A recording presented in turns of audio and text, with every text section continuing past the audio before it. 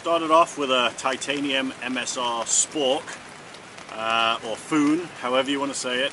It did have the serrates on the edge. I didn't quite like them. I wasn't really using the forks. They're not sharp, and I don't wish to say they should be sharp. I just found that I could do everything with this spoon without the serrates on them. So I ground them down. I also have a Snow Peak titanium spork. So if I really do, if I'm going to take a steak out with me, then I've got the serrates there to eat them. And I was using a knife. I didn't need to take a knife, fork and a spoon with me ever. I've always got a knife on me. And this guy has been through quite a bit and I love it. It normally always stays in my breast pocket, and that's where it's going to stay. Now, I started off with the LMF2 military knife. It's from Gerber. It's a strong knife, metal all the way through. There's reviews out there. I'm not going to go too much in it. I liked it because I could lash a pole to it. Just use this axe here. I could lash a stick or a pole to it. It has 3 holes that I could do so. Got a nice piece of like a flathead here for a hammer, break glass, do whatever you want. It was a military knife. Strong, has a serrate and a blade, so just keeping it sharp is great. It did come with a knife sharpener.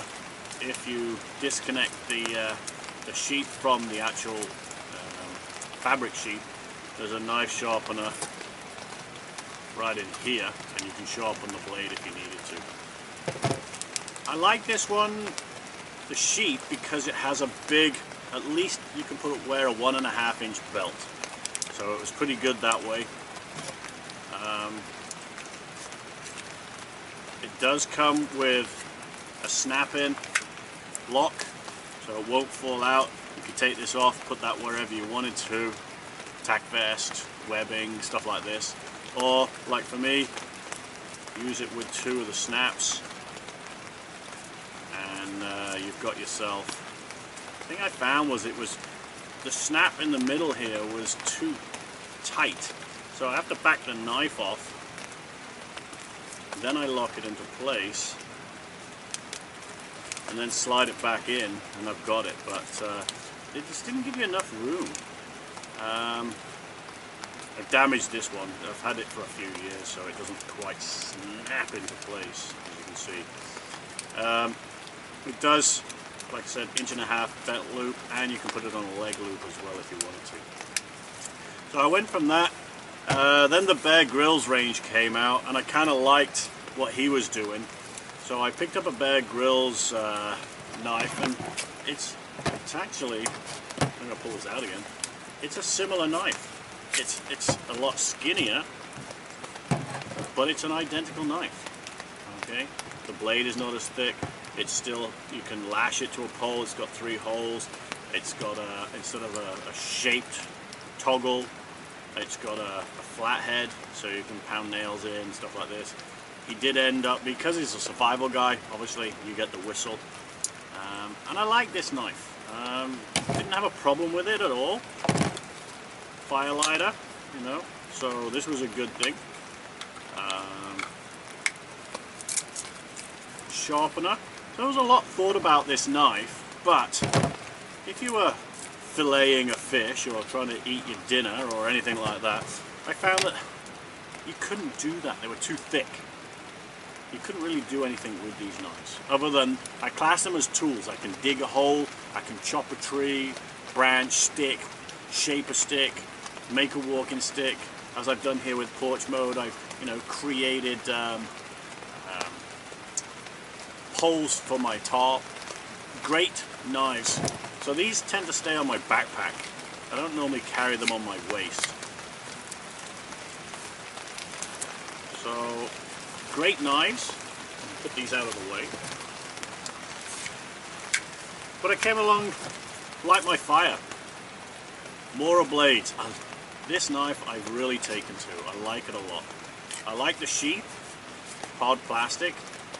It takes about 1 inch, 1.25 inch belt loop, so it does fit most of my belts that I have. which is nice. I don't have to go around with one of those tiny 3/4 inch belts, and it's a pain. Mora blade, really sharp. I like this knife. Fire steel in the end, if I can get it out. Okay, and I'm learning more and more about these. Before I was strike, strike, strike, strike. Now I'm, getting used to just small strikes, and I'm getting enough spark. As you saw this morning when I lit my fancy feast stove, you don't have to keep striking these things. Obviously using the back end of the blade.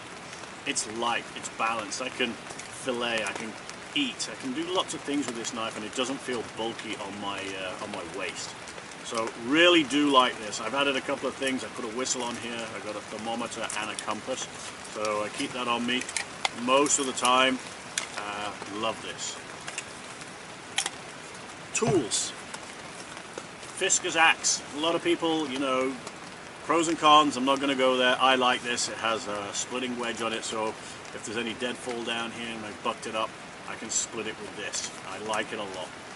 I got the small one. I'm actually going to probably get a second one, because then you can tap both of them together. I'll keep one in the car and one with my camping gear. It comes with a sheath. I don't know what I did with it. I'll probably put it in the car. But I like it.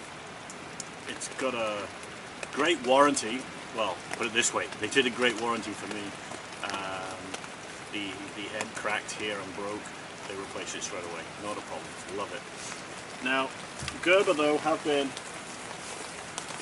big fan of Gerber along the way. Wanted a saw a long time ago. We were going out into the wilderness, needed a saw, so I picked up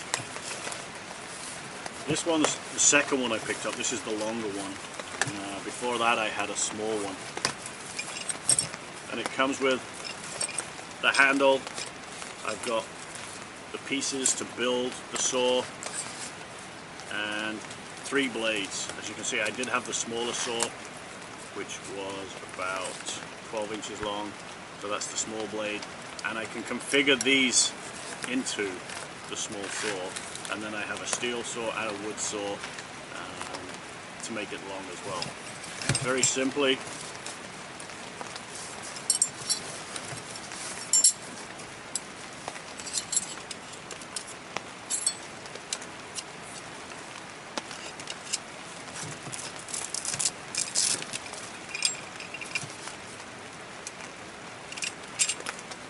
and that's it. Put your blade in there. Got a hook, just like a normal home hacksaw. Tighten her up, and again, if I wanted to, if I can figure out how to configure it, yeah, I can make my smaller saw as well. It's not incorrectly, but you get the idea. Okay. So this has helped me out a lot. I like this one. I carry this around with me in my big trailer that I carry or drive around with on the vacations, just in case I need anything. We come across some fallen logs and I don't have my chainsaw and everything like that. But for hiking, I started off with this one, the Gerber Gator machete. I liked it. It's got a lanyard on it. Put it through your thumb, wrap it around your hand, then you can use it. So if you do swipe and lose it, you're attached to it. I liked it because it had the serrate on here, so I didn't need to carry a saw and a machete. I've used it a few times. It's a little bit more work, but it's helped me out a lot. What I did though is, about 2 inches down here, I sharpened this to a knife edge. Then the rest of it I sharpened this. I found it was a bit dull. Sharpened both sides of this blade up so it could penetrate a few more sticks. I think, again, amazing tool. A little bit long. The one downside I don't like about it, and all of their machetes, I don't know if they've changed them since, is this belt loop. I can't get it into a belt loop, especially if you've got a big buckle, so your belt webbing might be, I don't know, inch and a half thick, but then the buckle's normally like 2 1/4 inches. So you can't get anything through it. Not that you want to wear this one on your belt, so put a carabiner on here, on your kit, backpack, great. But because I like this so much, I actually went out and bought the smaller one. Now this one's a great tool. Carry this. It's in my car. It's in my sort of emergency box that I have in the car. Same style lanyard. Did the same thing, sharpened up 2 inches here, and then just sharpened up the blade here. The blade for the saw I've used lots and lots of times. Again, it takes a lot of work, but you know, it's not a saw. It's just gets you out of a problem. And for sharpening sticks, poles, it's great. So I like that. Just a few there. Again, the belt loop, terrible. I've done this here, put a carabiner on it, and I can put that on a belt or my pant eyelets, and I can carry it that way. This one I've been known to carry it with me, depending on where I'm going, but most of the time slides on the side pocket of a backpack. Now shovels. I carry 2. I have the military folding one. This one's good. That's what I digged a fire pit last night with. It's a little bit more robust. You can use it as a pick, shovel, and then I carry my avalanche shovel as well. So this one's various sizes. I like it because I can detach everything, and this just goes in my car. So if I've got loose material, snow, ice, it's either going on my backpack when I go winter camping, or if it's in the car, it's always there just to get me out, just because we go off-roading and we get stuck. Okay, so just a few ideas. I don't take all of these with me. This one I take if we're going camping. This one is always in the car. This one is in the car. This one is on my belt. This one's on a backpack, which always stays at home. And this one stays in my travel trailer. I just leave it there just in case I need a knife to help me do any other stuff. And I'm going to try and do some reviews on the 2 trailers that I have this year. I've got an off-road trailer and I have a travel trailer. So we can go in various styles of luxury. The off-road trailer gets us off, you know, 50, 60, 70 miles up into the bush with a rooftop tent. But I love hammocking. I love hammocking. It's brilliant. Like last night I was toying, do I go get the off-road trailer? A lot of work to get it ready. Nope, throw this in the car, go. The best night's sleep I've had for a while, and I needed it. Well, hope this was of interest to you. Like I said, there's lots of reviews out there on these tools. I'm not going to go into it, I'm just showing you what I personally have had in the past and what I carry. Bear Grylls stuff is designed for survival, multiple, and I love multiple. You know, I don't want to have a knife to do this and a whistle to do that. I like to combine them, as you can see. I've added the same theories to my Light My Fire Swedish knife. So, thank you for watching. I'm going to pack up in a minute and get out of here. But please subscribe if you like this. It is a different way of camping. Yes, car camping is boring for some people, but it gets you out there. Try it. You can always add a backpack and go for a hike. I've been doing this for quite a while, and now I've become lazy, and I kind of like getting out for 1 or 2 nights. Just drive up to a nice off-the-beaten road campsite, or even in the middle of nowhere. Pitch it, have a fire, make some breakfast, relax. Okay, hope you enjoyed. Please subscribe, and we'll see you again in a little while. I'm going to start tearing this down, and you're going to get a few more shots as we go. I just wanted to go over the hammock setup that I've got going on today. I brought my Cocoon hammock with me by Buyer of Maine. It does have my hammock gear under quilt on it, the Incubator 20, so it goes down to about 20 degrees Fahrenheit, and that's what this S-beaner is at the top. But what I've done, just take this off for a second, is I changed out the webbing on the Cocoon hammock. I didn't trust it. I'm not saying it was bad, I just like to have something that I can trust and I know that it's strong. So I changed it to Amsteel. This is what, 1,700 pounds of braking strain, and everybody uses whoopee slings nowadays because they're the best way. Light, super strong. So I changed out the webbing because I make my own whoopee slings. There's a loop on this end, just threaded it through the material and it's right there. And then at the other end I create my own toggle as well. Just any toggles lying around the house, copper pipe.